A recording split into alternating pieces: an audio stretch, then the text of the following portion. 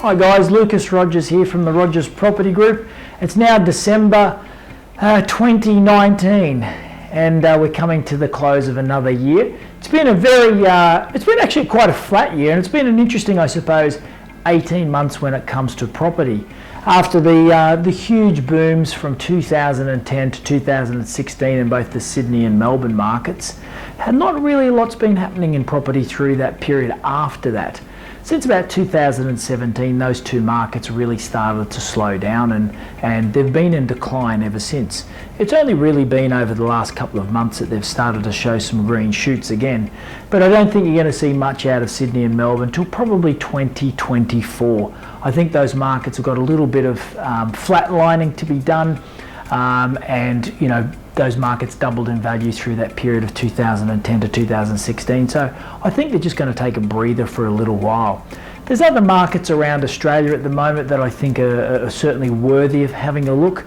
One of those, I suppose, from an East Coast perspective is definitely going to be the Brisbane market. The Brisbane market's been an interesting one over the last, almost 10 years. It really hasn't done a huge amount. And for those of you like myself that own a significant amount of property in Brisbane, you'd be wondering where the growth is. But I think you're going to see Brisbane do very well in 2020. Brisbane generally happens around sort of 18 months to 2 years. Its cycle happens around 18 months to 2 years behind Sydney and Melbourne.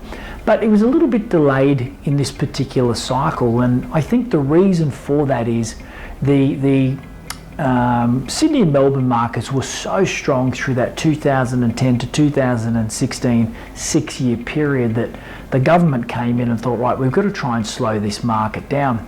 So they did some artificial roadblocks that stopped people getting access to finance and money.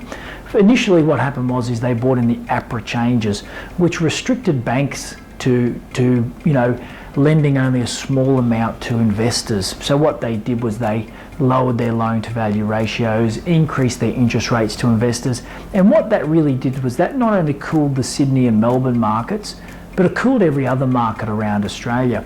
I think that they could have approached it in a slightly better manner and maybe did it postcode specific, but of course in their wisdom they didn't do that. So I think that hurt all markets, including definitely hurt Perth, it definitely hurt Brisbane, and what it's done is just put those markets back a couple of years and really slowed them down. On top of that as well, we also had the Banking Royal Commission come in. So after APRA finished with their changes, then the Banking Royal Commission, so it was a sort of a left hook and then a right straight.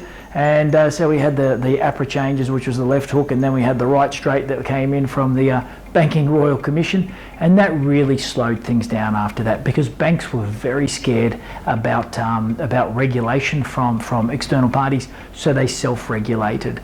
And I suppose from the bank's perspective, that was a very clever move because what it did was when they came out of that APRA period and the Banking Royal Commission cleared, well, there was very little external influences coming in, very little external regulation that came in on banking. So they did very well there. Post that, we had the election come in as well. So, and no one was really wanting to do anything through that election period because people weren't sure whether the Labor was going to get in. I mean, they lost the unlosable election, or whether the Liberals were going to get in, and Labor with their very strange policy on banning negative gearing on second-hand properties, which was very strange. It really lost them the election. Now that those three things have passed, APRA's now finished, we've had the Royal Commission passed, the election's now out of the way, you are seeing some very positive signs around the markets at the moment. People have access to finance, and I think that in 2020 you're going to see some markets in Australia really start to move. The key thing is with property, like any other investment, there's two things that you need, and there's a third thing that you need with property. The two things are you need a demand. So we need population growing, which we certainly do have in Australia, and we also need some investor demand as well. But you also need to be able to couple that with a restriction or an undersupply. When you have those two things, you have an area that's just ripe for value increase. The third thing, the catalyst that you need that the markets have been missing over the last few years, is access to finance. Okay, now that that's happening, now that we got a demand, we have an undersupply or restriction supply in some areas, and we also have access to finance. That's going to be the catalyst, and they're the ingredients that are going to really send the markets off. There's been a lot of talk about Brisbane over the last sort of 18 months. I think it's a long time coming, the growth in that market. Very interesting video that I watched come out from Channel 7, which I'll show you in a moment. Talks about some of the property monitors and forecasters coming out and really anticipating that Brisbane's going to be a very good market over the next few years. I think Biz Oxford, they're the new Biz Shrapnel, who is probably the most well-known and biggest economic forecaster in Australia, has come out and said that Brisbane should do 20% over the next 2 years. So we're going to roll that video now. Have a watch of that, and then we'll catch up in just a moment. Brisbane property prices are predicted to hit a record high next year. Top growth suburbs are up by nearly 20%, while relief is on the way for first-home buyers. It wasn't that long ago there was a prediction of a housing market Armageddon. Brisbane would follow Sydney. Wrong. The Brisbane marketplace is a very diverse market, and we are seeing prices generally rising across the board. Generally up 5%. Realestate.com.au data shows Windsor, a suburb close to key roads, schools and shopping, is now nipping at the heels of $1 million median house price. Its rise this year is just over 19%. It actually sees the highest views per listing of any Brisbane suburb. Northgate up nearly 17%. Daybra up over 14%.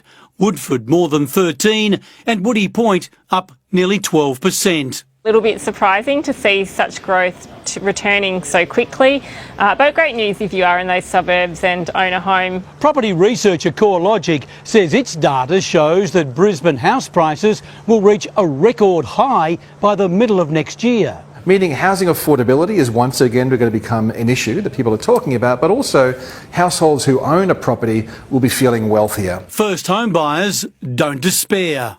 As of January 1, the First Home Buyer Deposit Scheme will be available to a certain number of first home buyers. Heading into 2020 with a clearer picture of the Queensland property market. Steve Titmus, 7 News.